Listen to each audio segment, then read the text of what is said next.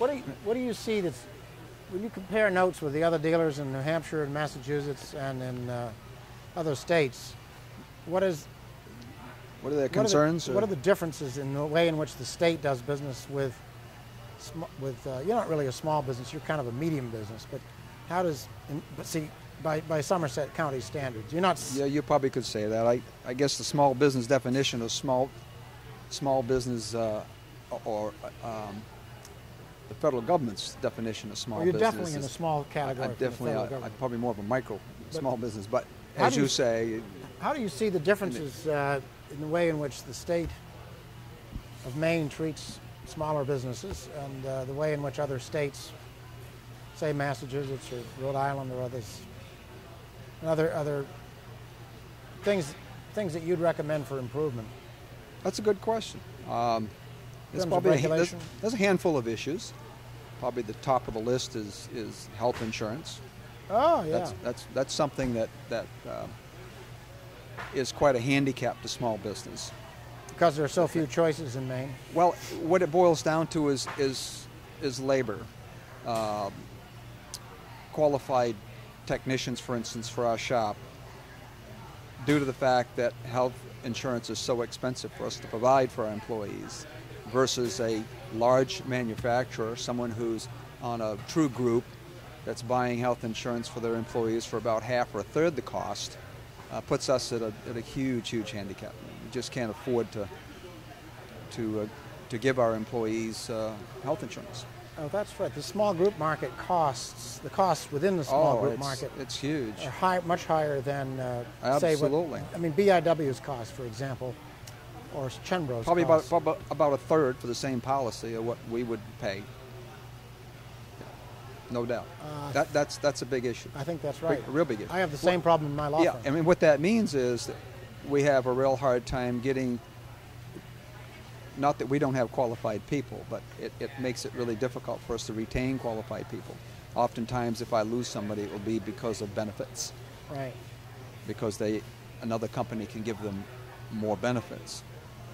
So you divide the costs with your employees? With our employees, what we do is we provide our employees with a fixed amount of money per month, and most of our employees are on individual plan and working with large deductibles. I see. It's the only thing that they can afford. I know.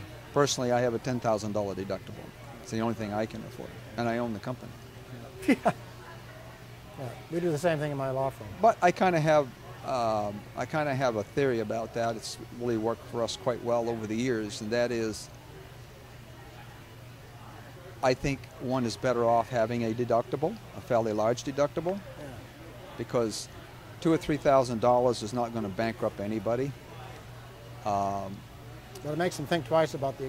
But paying $2,000 a month or $24 or $500 a month for first dollar coverage for a family of 3 or 4 or whatever is certainly going to bankrupt that family. Yeah.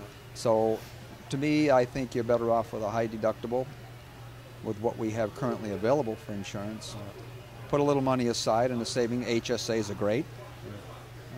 Thanks to the previous administration.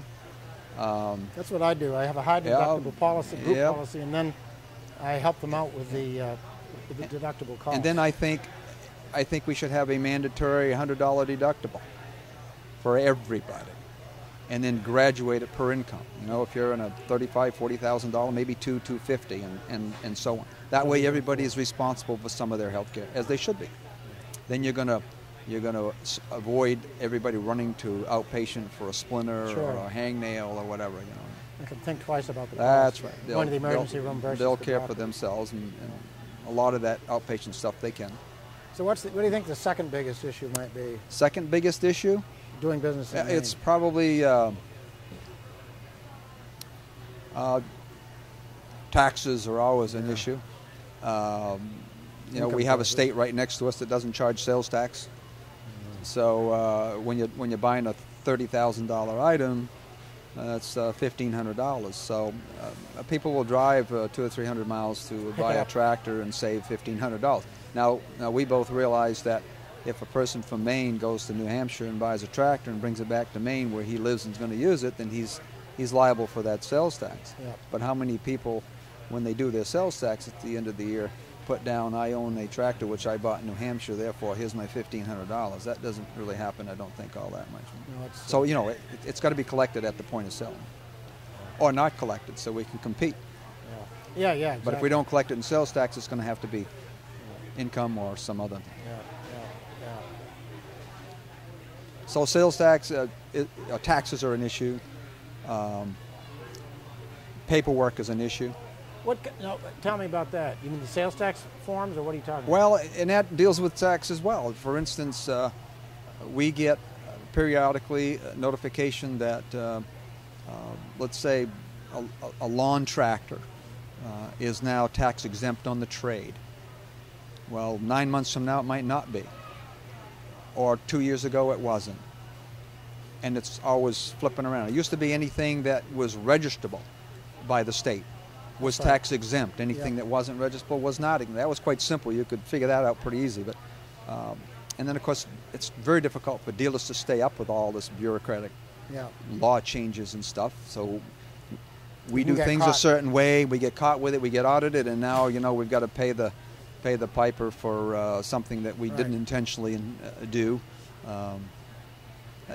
So those are all aggravating issues. See, the problem is that most small businesses are wearing several hats. They're trying to run a business.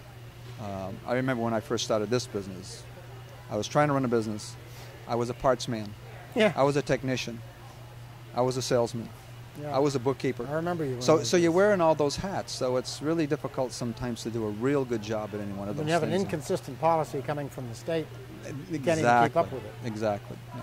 And seeing how a large percentage of our economy comes from small business, you would think that government would try harder to be more user-friendly, if you will, to small business.